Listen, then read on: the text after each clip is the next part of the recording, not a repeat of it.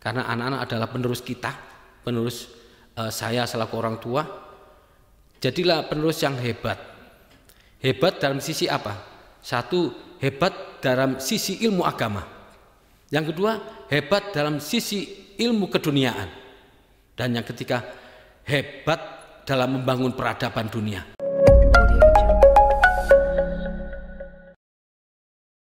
Assalamualaikum warahmatullahi wabarakatuh. Jumpa lagi penonton setia podcast MDSN 1 Kota Malang bersama saya Fresh Jinara. Nah, di hari yang spesial dan istimewa dan juga sejuk kali ini kita kedatangan tamu yang juga spesial nih teman-teman, yaitu Bapak Polri yang juga akrab disapa dengan Pak Toto. Mari kita sapa bersama. Assalamualaikum Pak. Waalaikumsalam warahmatullahi wabarakatuh. Bagaimana kabarnya Pak? Alhamdulillah baik-baik. Alhamdulillah, semoga selalu diberi keberkahan dan kesehatan selalu ya Pak. Amin. Nah, pertama saya ucapkan selamat datang di podcast kebanggaan kami, podcast MDSN 1 Kota Malang. Ya, mantap. Nah, di podcast hari ini kita akan berbincang santai nih Pak, tentang topik yang sudah Bapak sampaikan di materi maksama hari ini, yaitu tentang kenakalan remaja. Nah, berbicara tentang remaja ya Pak, kan terkadang dengan perkembangannya remaja, rasa penasaran juga membuat remaja akan berperilaku yang nantinya bisa menimbulkan kerugian juga ya Pak, yang bisa disebut nanti berujung ke kenakalan remaja. Nah, terkait dengan materi yang Bapak sampaikan di maksama tentang kenakalan remaja, bagaimana sih Pak data tingkat kenakalan remaja di Kota Malang ini? Iya, terkait dengan data yang kami peroleh di bagian Reskrim itu tidak sampai sekitar 45%, tapi masih di bawah, estimasinya sekitar 3%-an. Tapi 3% kalau dibiarkan akan berdampak pada kenakalan yang lebih luas, lebih besar. Ya, lebih besar. Yang mana kalau remaja nakal itu biasa. Iya. Ya. Yang luar biasa itu jikalau orang tua nakal. Ya, makanya yang kita konsepkan remaja masih dalam taraf-taraf biasa. Itu aja. Iya. Oke, terima kasih Pak. Ya, sama-sama. Nah, kemudian nih Pak, bentuk dan macam-macam dari kenakalan remaja itu kan juga bermacam-macam ya Pak. Ada yang melanggar hukum ataupun ada juga yang tidak. Nah, di topik kenakalan remaja hari ini kita akan berbincang tentang hal yang marak terjadi di lingkungan remaja juga. Mungkin beberapa ada yang melakukan bahkan, yaitu tentang bully dan narkoba Pak.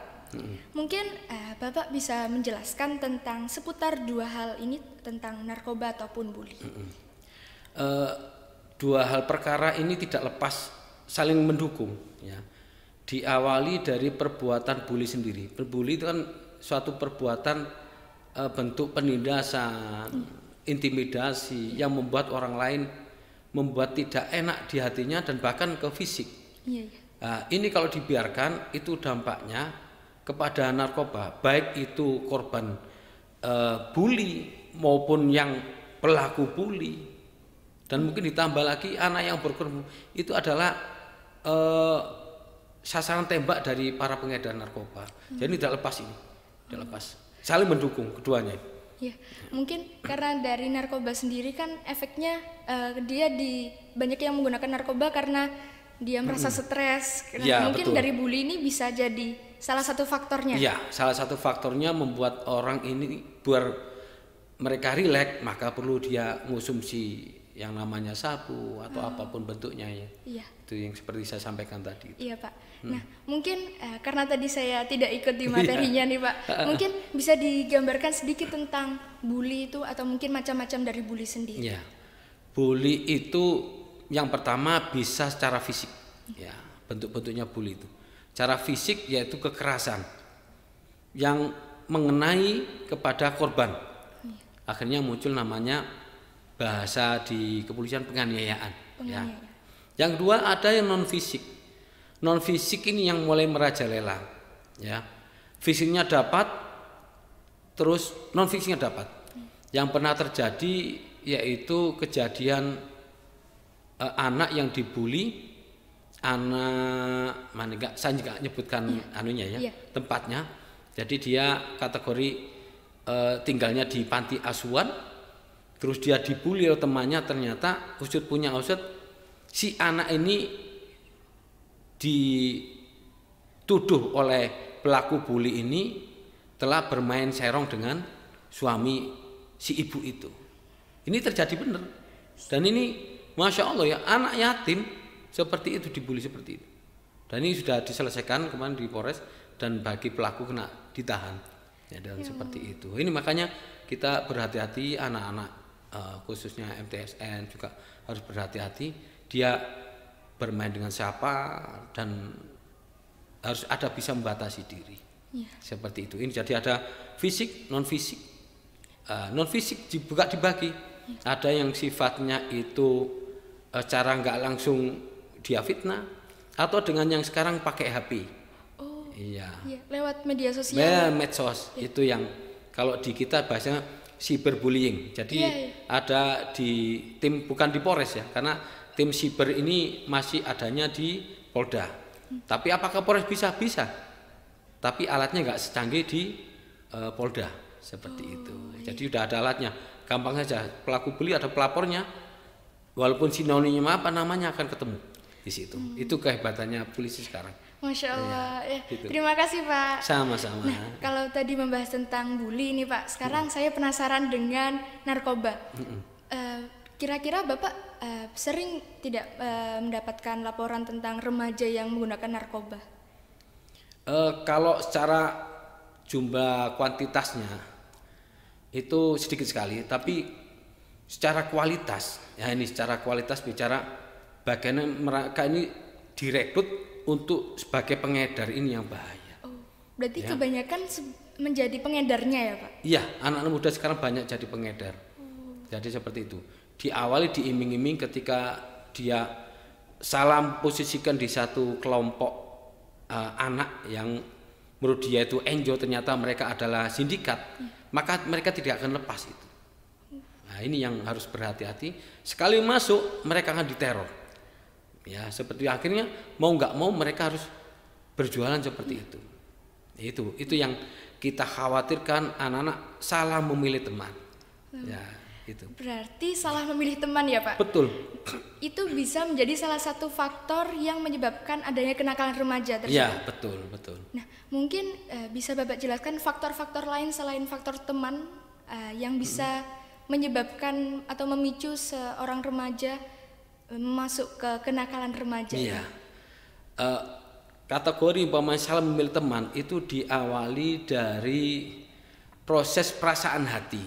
Makanya kan my heart ya, hati saya itu yang happy, apa gundah gulana, this true, salah memilih bagaimana hati ini, maka dia akan mengambil sikap bahwa ketika ada teman tuh mendukung kita itu salah, dia dukung, kita ikut, maka akan terjerumus itu. Sebenarnya bahasa teman dan sahabat beda. Maka yang penting adalah remaja sekarang bagaimana mencari sahabat, ya, bukan teman. Sahabat pasti dia akan menegur jikalau sahabatnya keliru. Itu namanya sahabat. Tapi teman, jikalau keliru dijerumuskan malah. Itu makanya kata kunci di situ. Yang kedua, salah satu sumber dari ketika anak itu tergantung ke narkoba, terjadinya broken home. Broken home kalau tadi saya umpamakan, anak sudah nggak kerasan di rumah, itu udah tanda-tanda. Anak sudah, umpamanya saya ya, sudah malas untuk ngomong dengan orang tua, itu masalah. Ya. Yang paling bagaimana? Dekati orang tua, dekati saudara, dekati sahabat, maka kita aman. Ya, apalagi guru-guru kita, guru-guru yang hebat. Itu. Nah, tetapi Pak, ada nggak kemungkinan bahwa orang-orang terdekat kita ini justru yang membawa kita ke arah yang salah? Nah, kembali lagi, teman-teman atau lingkungan yang dekat itu, kalau lingkungan itu baik, maka akan selamat. Walaupun ada istilah prosentasenya 1%. Setiap manusia pasti memiliki sifat baik, sifat jelek. Ya, setiap manusia. Tidak ada yang sempurna kecuali Kanjeng Nabi. Itu saja. Tapi di balik itu kita bisa melihat bagaimana gesturnya. Makanya ada gestur itu, kita harus belajar ilmu gesturnya bagaimana. Oh, dia itu condongnya seperti ini sifatnya. Itu harus bisa membaca. Dan anak MTS harus bisa membaca gestur seorang, harus bisa melihat fisik seorang, harus bisa melihat bagaimana perilakunya. Walaupun tidak secara langsung dia lihat, dia cari informasi tentang perilaku teman. Nah, kalau bahasa ini berarti di bahasa kitab taklim, ya kan? Kitab taklim mengajarkan bagaimana kita memilih sahabat itu. Pasti ada jawabannya. Iya, Masya Allah. Iya, nah, gitu. Lanjut nih Pak, bagaimana cara untuk mengatasi ataupun mencegah hal tersebut dalam tanda kutip kenakalan remaja ini? Ya.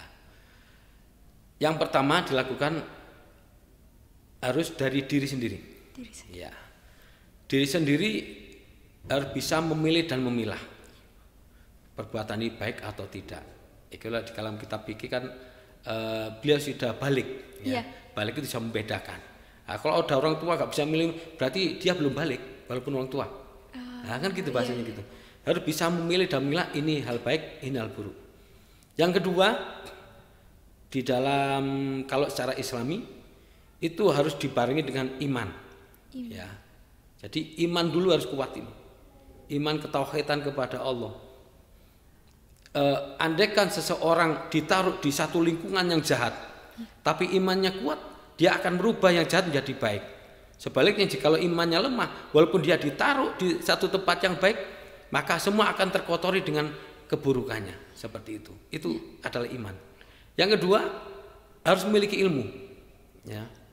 Ilmu yang bagaimana diketahui oleh rekan-rekan NTS itu. Ilmu bahwa narkoba itu akan menjerumuskan dirinya, itu harus tahu. Yang kedua, ilmu secara agama.